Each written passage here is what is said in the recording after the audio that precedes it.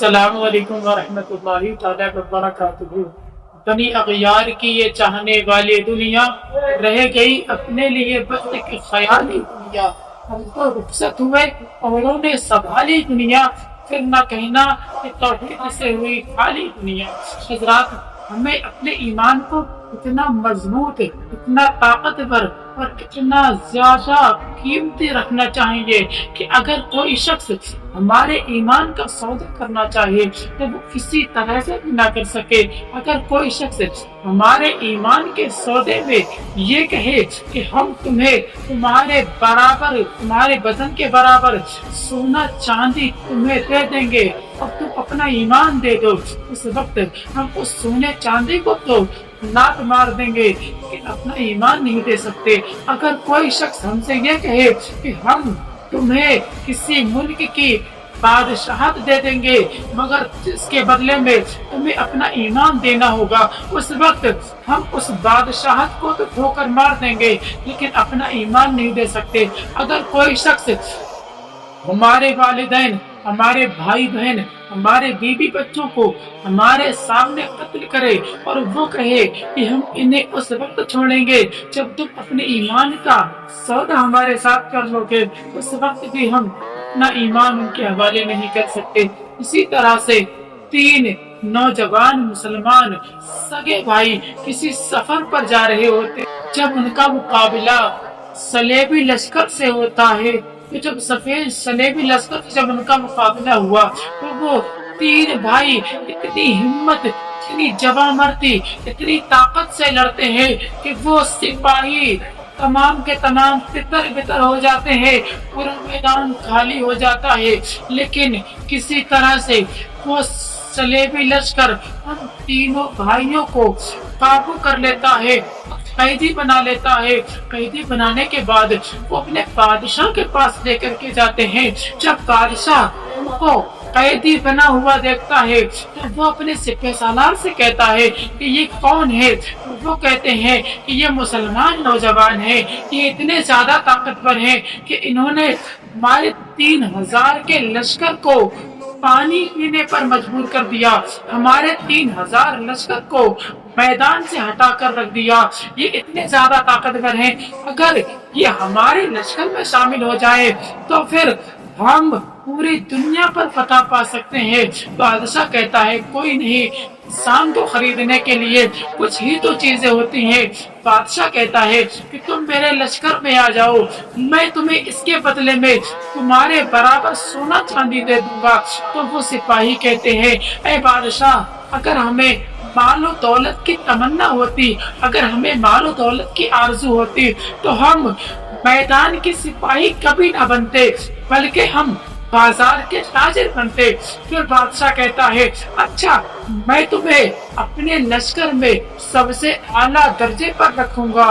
बाद वो तीनों नौजवान कहते हैं ऐ बादशाह, अगर हमें किसी मनसब की चाहत होती तो हम अपने सुल्तान से कहते, हम इस तरह से मैदानों में ना भटकते। फिर बादशाह कहता है कोई नहीं, फिर तुम्हें कत्ल कर दिया जाएगा। वो लड़के कहते हैं हम खुशी से अपनी जान कुर्बान कर देंगे। बादशाह कहता है इन्हें आसान मौत नहीं देंगे हम, बल्कि एक अज़ियतनाक मौत से गुजारा जाएगा। फिर बादशाह कहता है कि एक तेल का कढ़ाव लाया जाए, इसमें तेल खौलाया जाए। तेल खौलाया जाने लगता है। बादशाह कहता है कि पहले बड़े बेटे को, बड़े भाई को डालो।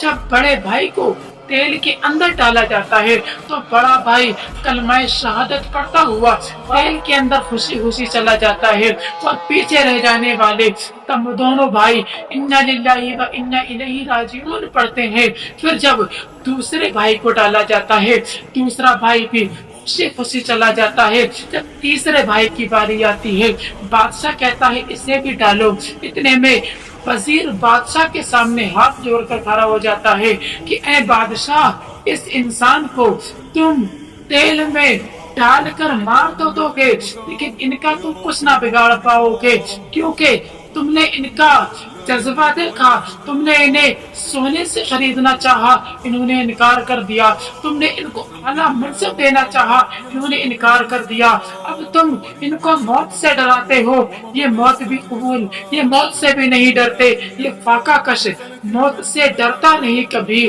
یہ فاقہ کش موت سے ڈرتا نہیں کبھی، روح محمدی ان کے جسم سے نکال لو۔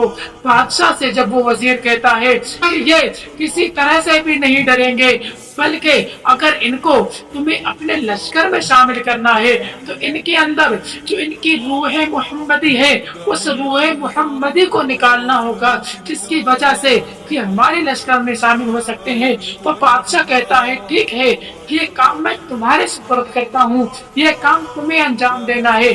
اب وہ وزیر اس لڑکے کو اپنے گھر لے جاتا ہے، پھر رات گزارنے کے لیے کہتا ہے کہ آج سے تم اس والے کمرے میں رہو گے۔ جب وہ شخص اس کمرے میں چلا جاتا ہے، اب وہ لڑکا اپنے رب کی عبادت و ریاضت میں مشغول ہو جاتا ہے، رب کی نماز پڑھنے لگتا ہے۔ جب نماز کے لیے کھڑا ہوتا ہے، رات کا پہلا پہر گزرتا ہے کہ اس کے گھر میں، اس کے کمرے میں ایک لڑکی جو اس وزیر کی سب سے چھوٹی تھی اور وہ اتنی حسین و جمیل تھی کہ اس کی ایک جھلک دیکھنے کے لیے شہزادے لائن بنائے کھڑے رہتے ہیں۔ بادشاہ اس سے ایک ملاقات کے لیے اپنی بادشاہت قربان کرنے کو تیار تھے، لیکن وہ لڑکی اس سلطنت کی سب سے زیادہ حسین و جمیل خوبصورت لڑکی تھی۔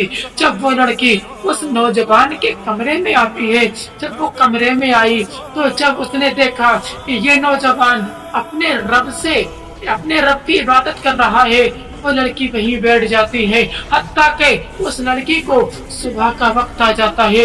وہ لڑکی دن کے اجالے میں اس کمرے سے نکلتی ہے، اس کا باپ پوچھتا ہے کہ پتا کیا رہا؟ تو وہ لڑکی کہتی ہے آج وہ اپنے رب کی عبادت کرتا رہا، کوئی بات نہ ہو سکی۔ اب لڑکی جب دوسری رات کو اس کے پاس جاتی ہے تو وہ لڑکا قرآن پاک کی تلاوت کر رہا ہوتا ہے اور اس انداز سے تلاوت کرتا ہے کہ سننے والے کو ایسا لگتا ہے کہ یہ اپنے رب سے کلام کر رہا ہے، اپنے رب سے بات کر رہا ہے۔ وہ لڑکی سمجھ جاتی ہے کہ آج اس کے رب سے ملاقات کا وقت ہے، اس لیے اپنے رب سے باتیں کر رہا ہے۔ اب وہ لڑکی پھر صبح تک بیٹھی رہتی ہے۔ جب تیسرا دن آتا ہے، وہ لڑکی دیکھتی ہے آج لڑکا نہ نماز پڑھ رہا ہے اور نہ ہی تو اپنے رب سے باتیں کر رہا ہے، بلکہ خاموش ہو کر اپنی دونوں آنکھوں کو نیچے کیا ہوا ہے اور پھر خاموش ہو کر بیٹھا ہوا ہے۔ آج وہ لڑکا تسبیح و تحلیل میں مشغول تھا۔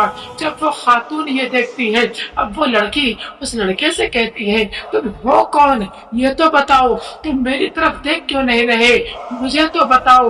وہ لڑکا کہتا ہے میں مسلمان ہوں، میں تمہاری طرف نہیں دیکھ سکتا، اس کی اجازت میرا دین نہیں دیتا، خدا مجھ سے ناراض ہو جائے گا اور میں اپنے محبوب سے محبت کرتا ہوں۔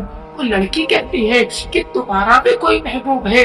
وہ کہتا ہے ہاں میرا بھی محبوب ہے، میں بھی کسی سے محبت کرتا ہوں۔ تو وہ لڑکی کہتی ہے اچھا تم اس کی زیارت کیسے کرتے ہو؟ تمہیں اگر وہ دیکھنے کو لگے کس طرح سے دیکھتے ہو؟